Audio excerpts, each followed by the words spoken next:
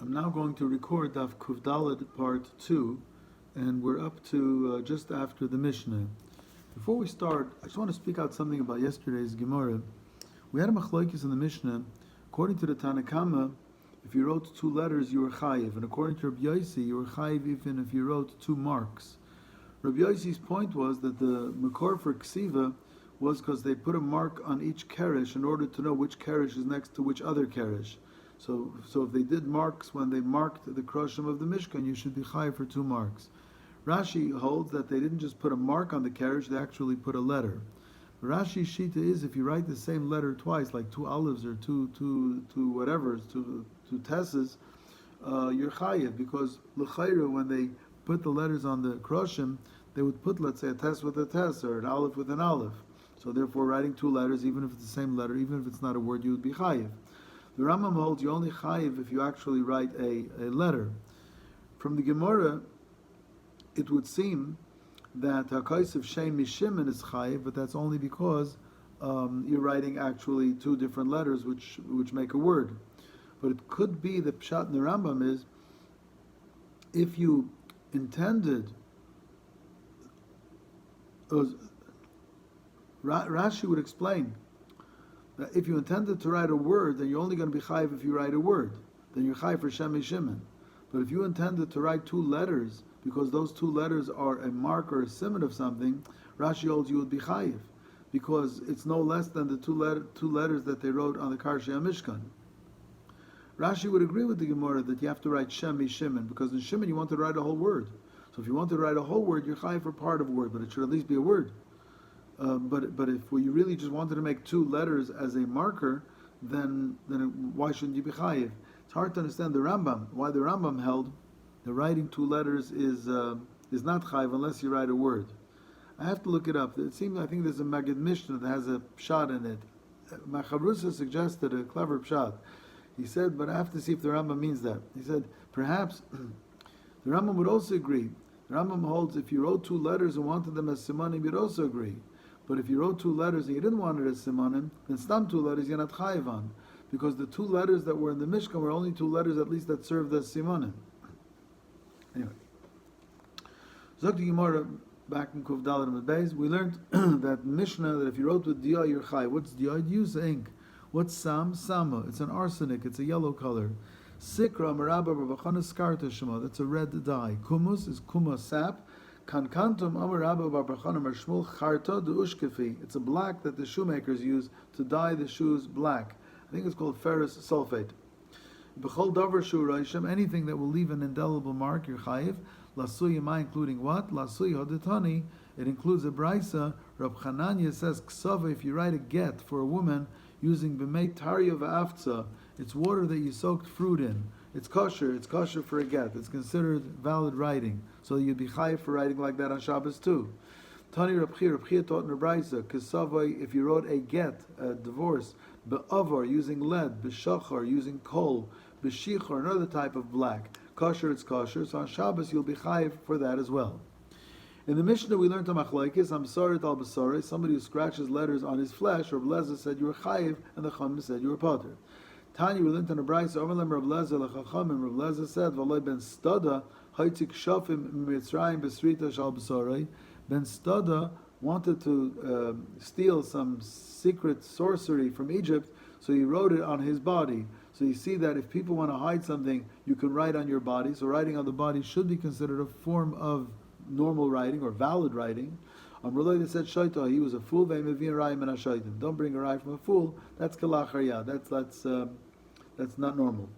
Kosav ois acha samach leksav. If you write a letter next to a pre-existing letter, the Mishnah says you're potter. Man Tana, who's the Tana who says that Amar Rava Barav Huna, the loika Rabbi Eliezer. Rabbi Eliezer would hold your chayiv, because the Rabbi Eliezer Amar achas ala orik chayiv. If you have a beged that's in the process of being woven, and you add another thread to the existing weave, you're chayiv, because you're adding it to an existing weave. So here also Rabbi Eliezer would hold if you add a letter to a pre-existing letter, it's called now you made two letters and you're chayiv. Ksav al gabi ksav, also the Mishnah said you're potter. If you write again on top of pre-existing writing, Mantana, who says writing on pre-existing writing doesn't count, Rav Chizda, the loy Rabbi Yehuda, not like Rabbi Yehuda, the Tanya, a complicated case. If a cipher needed to write Yud Kei Vav Kei, but but he thought he has to write Yehuda, which is Yud Hey Vav Dalet Hey. But V'to, while he's trying to write Yehuda, he made a mistake.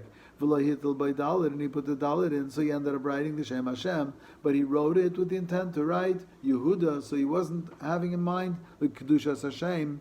Mavrel of Kulmis Umakadshoy, Divra Rabbi Yehuda. Rabbi Yehuda says you take the quill and write right on top of it, and this time when you write on top of the pre-existing writing, have in mind L'Shem Kedusha.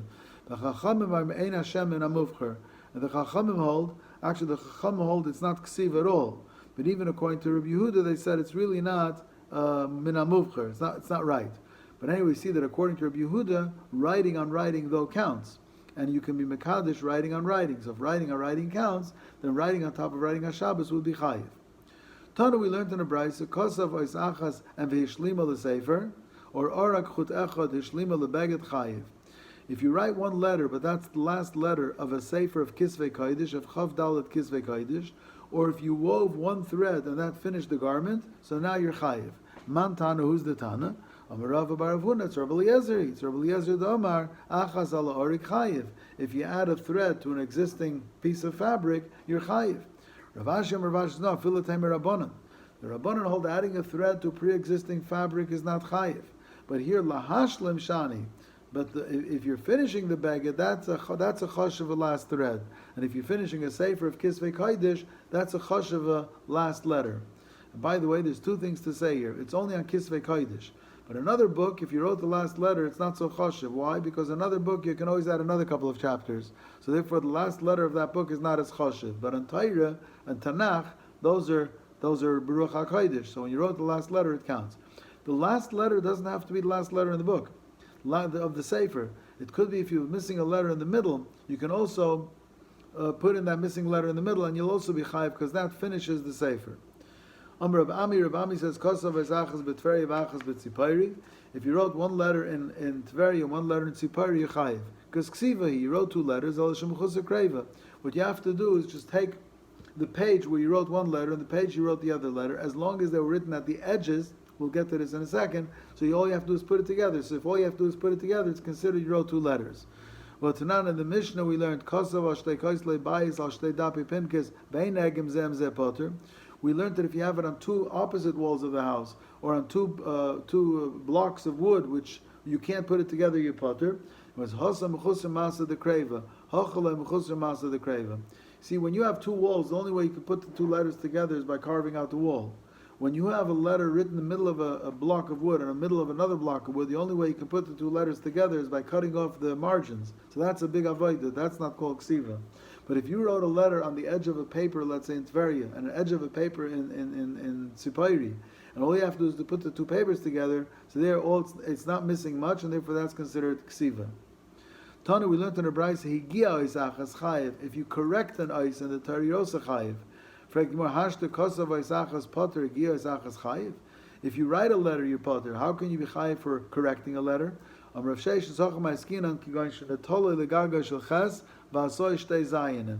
you needed two zayins in the Torah, or somewhere in Tanakh, but he wrote a ches instead of the two zayins.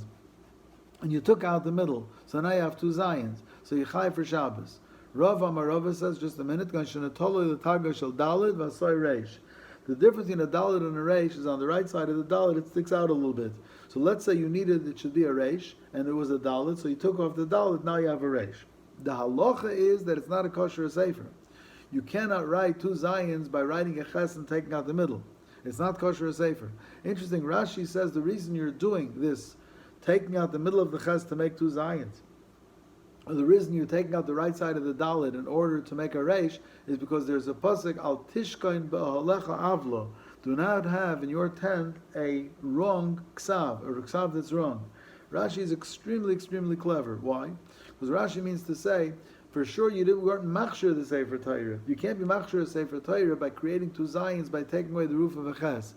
You can't be machshir a Sefer Torah by, instead of, if you had a dalet, you take away the right side of the top of the dalet, it should be a reish. But at least you're not going to be over al tishkan ba'alecha avla anymore. At least you accomplished that. So therefore, that accomplishment is considered a chosheva ksiva. There's a interesting discussion. I mean, the Gemara we just learned. On one hand, we learned that if you wrote on two different walls or on two different tablets, you're pater. Yet the Reb Ami says if you write one letter in Tzipari and one in Tiveria, you're chayiv. So the Gemara answers because the letter in Tzipari and letter in Tiveria just need to be brought close together, and that's not hard. So therefore, those two letters are considered a form of ksiva. The Levush says you're not allowed to open and close a book that has writing along the letter, along the pages, because when you open it, you're breaking the letters, which is meichik. When you're closing it, you're erasing. The Taz disagrees. Be patient with me. And he says that since the Gemara holds, if you write a letter in Tzipari and a letter in Tiveria, you're chayiv, because all it needs is to be put together. If putting those two letters together would be considered ksiva, then writing one letter here and one letter there should not yet be ksiva, because the ksiva will be only when you put the two letters together. So therefore he holds, the Taz holds, that putting letters together is not called ksiva, and separating letters is not called mechika. But the Mamar Mordechai says it's Haidi Mitkish. There's two separate cases. And this we know. When you have a book, and the book has writing, let's say one letter on one side of the pages, one on the other, two different letters, so if you separate them, that's not called meichik, and putting it together is not called kaisiv. In fact, I believe Rav Moshe Feinstein, I think so, has a tshuva about a shul where they wanted to show people what page they're up to. So one had one number, one had the other number, they put the two numbers together, that's not kaisiv. But what happens if the writing is written along the pages this way? So the letter goes from one side to the other, and there when you open the book, you're cutting the letter in half, that would be considered meichik. And when you're putting the book together, that would be considered kaisiv. So that's actually a shaila in halacha, whether you're allowed to, let's say, library books often are like that. And in the notes here he brings that the Magen Avraham datei lahachmir, but many achrayim are making like the Taz and the Ramah, that cutting a letter or putting a letter together is not kaisiv and meichik. And Mishnah Berurah says that the minig is lahakil, but nochan lahachmir if you have another book. Okay, everybody should be well. I hear the sounds of geula. Hopefully there should be a geula shleima, and all those that need a refuah should be healed, and everybody else should stay healthy, and we should be past this. Kol Tov.